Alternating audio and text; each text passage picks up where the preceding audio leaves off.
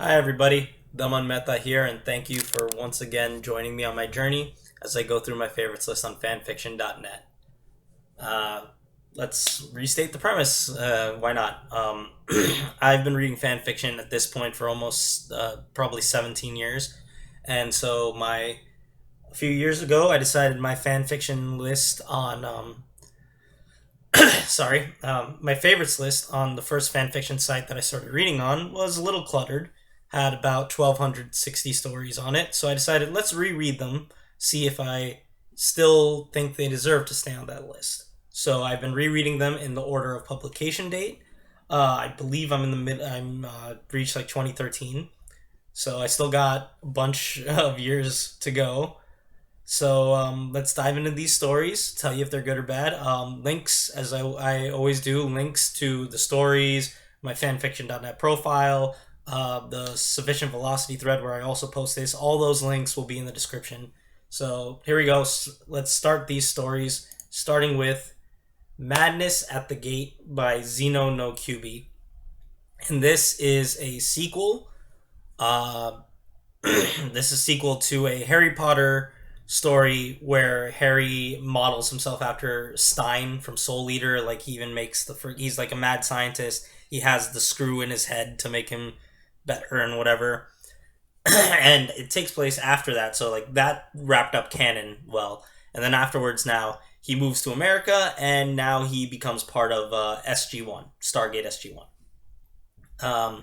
If you're not familiar with the SG1 show, expect to be extremely lost, because this story basically jumps from event to event with brief little references to what is actually happening to explain it to somebody who doesn't understand. Oh, that guy just said they're going to Chevron X3 Delta. That means that it must be this planet. Okay.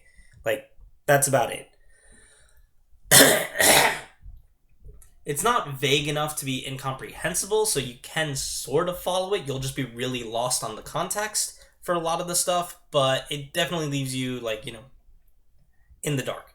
Like, basically, it just becomes, oh, hey, off-world activation is happening. What? Something went wrong? The lights go out? This happened? Like, and then Harry comes up like, oh, I got it. I know what's happening. Let me fix the solution. And end scene. And then next scene will be like a brief little transition thing, and then cycle repeats. So I am not familiar with SG1, at least not to the level that they want. I watched a few episodes of the show. I do remember bits and pieces of it, but I will say definitely by this point, my knowledge is more about from fanfiction referencing it than any of the actual show. So I lack context for almost all these scenes, and I quickly grew bored of that that formula.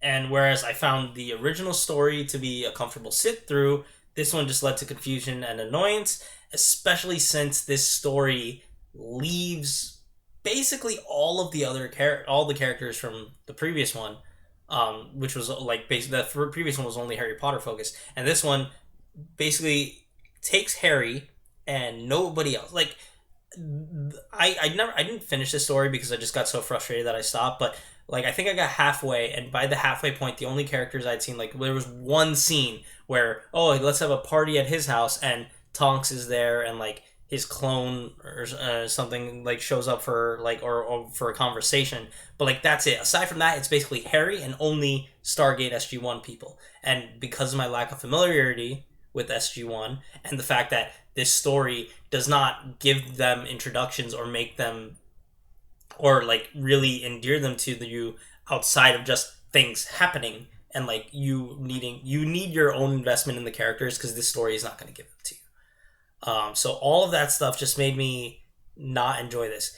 However, if you like the original story, the first one that this one's on, and you know SG1, I think you'll enjoy this. But for me, this is going to fall off my list.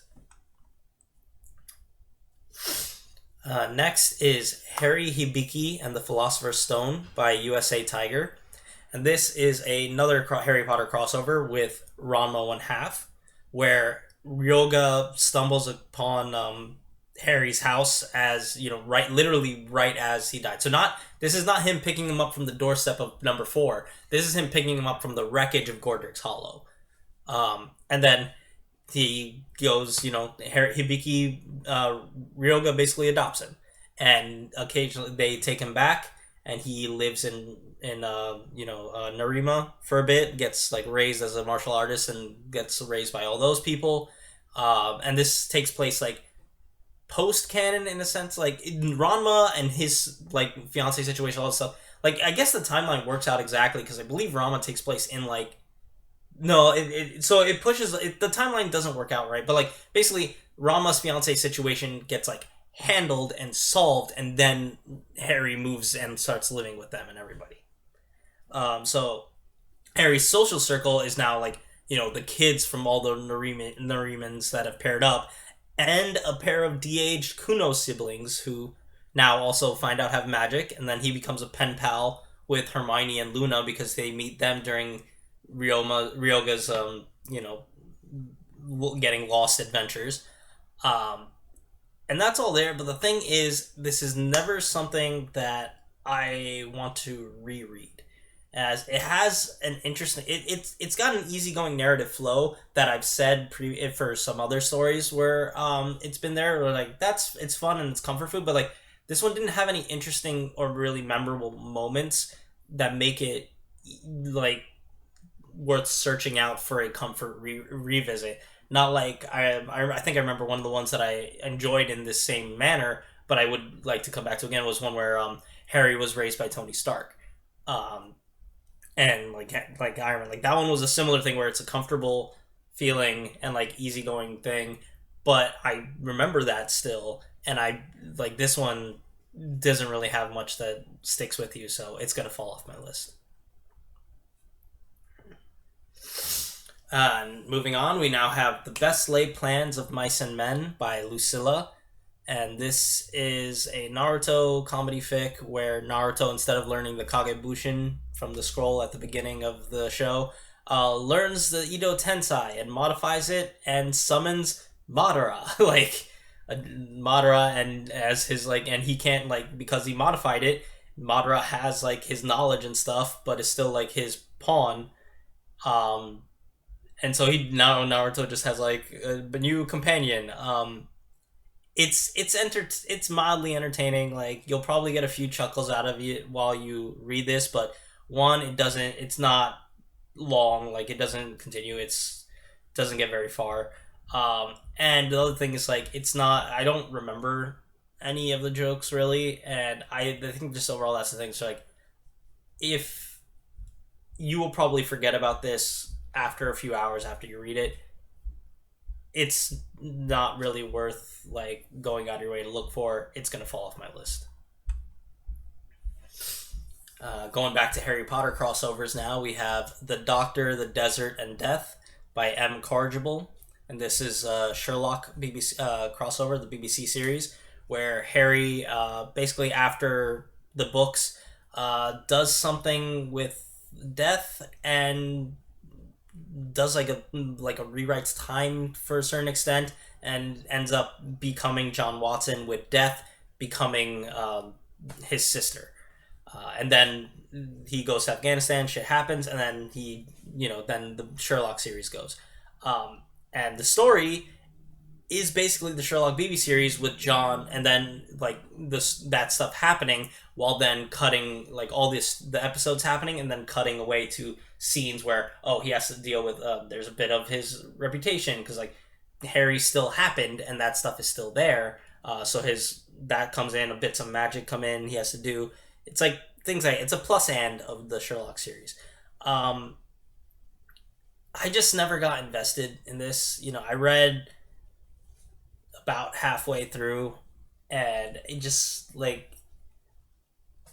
don't know, I've watched all of Sherlock, the BBC series, and I consider myself to be I enjoyed it when I watched it. Granted, I thought the last season was stupid and trash, but I remember liking it when I watched it. But coming back and reading this, I just was not interested in this connection. the reread parts were just nothing was really changing, at least in that first half that I read, and the bits with Death and Harry just weren't interesting to me. So I don't really think this is worth like. I always say to check it out if you'd be interested. Like that's what I always say if you think my thing's trash. But like personally, I just don't think this is super interesting. It's gonna fall off my list. More Harry Potter stuff here now with On an Island in the Sun by Rorschach's Blot. So this is another comedy fic. Rorschach Blot is a guy. If you've watched this series, has come up in my list a lot. He writes a lot of the ones that I read mostly are Harry Potter things, and mostly comedy stuff. And I love his style of humor. This one is this takes place during the Triwizard Tournament, where Harry like gets approached by Susan Bones and Hannah Abbott from Hufflepuff, like after Ron leaves them, to be like, hey, you know that they say, leave if you don't like the laws, leave, make your own country. Well, you have magic, so you can do that. So Harry decides to do that with Hermione, and it's all just random shenanigans and stuff going on. Like I've said time and again that I love this guy's style of humor. Like Make a Wish is still like probably one of my favorite fics. The series. And this is another one where it's like it builds and builds and like just the ridiculousness keeps topping, like going on and building on itself, and I just really enjoyed it. And the second chapter here is a whole bunch of like outtakes and stuff that's if you like the first bit, it's a lot of fun. I just like really enjoy this stuff. I think if you want a Harry Potter comedy fic that is a good like one shot clean in and out, I think you'll enjoy this, and it's going to stay on my list.